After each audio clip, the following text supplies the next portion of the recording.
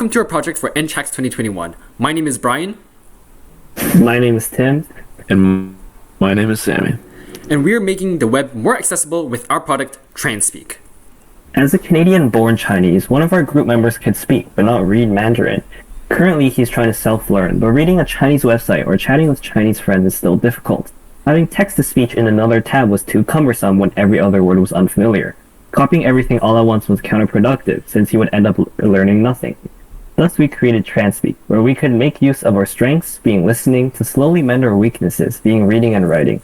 Our goal is to make the web more accessible through text-to-speech, to and from any language on any website. Transpeak allows those learning a new language, like international students, to learn quicker, and help connect second-generation immigrant families with language barriers, and empower our illiterate and dyslexic community.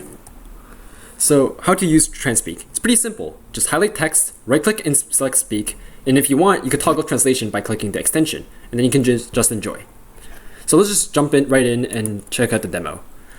So I'm that poor bloke who's trying to study Chinese, so here's some of the study material I'm using. Let's say I'm not too familiar with this word. I could just select it, right-click, and press Speak. 努力 努力. I know this word because I can speak Chinese.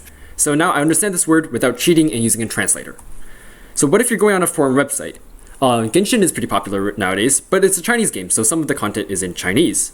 An English user could click on the Chrome extension, toggle translate before speech, and now when they click on this selected text, In midsummer, there was a mysterious letter on the windowsill. it translates it to English. So now what if your language isn't English? Canada is an immigrant country, plus there's a lot of international students. Our program automatically detects the language the user prefers the most and translates to that.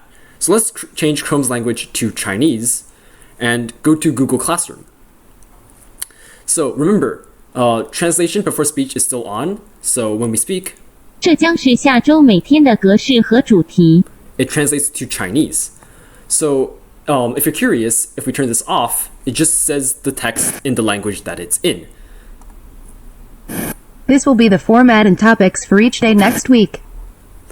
Okay, so now one of our stated aims is to connect international family and friends. So here's a demo conversation. Let's say I'm not too familiar with this word. So we can try it out. 成功 成功, that means success. So now I'm reinforcing my learning. I don't need to fumble between tabs and translators while texting, which is a huge improvement to my current workflow.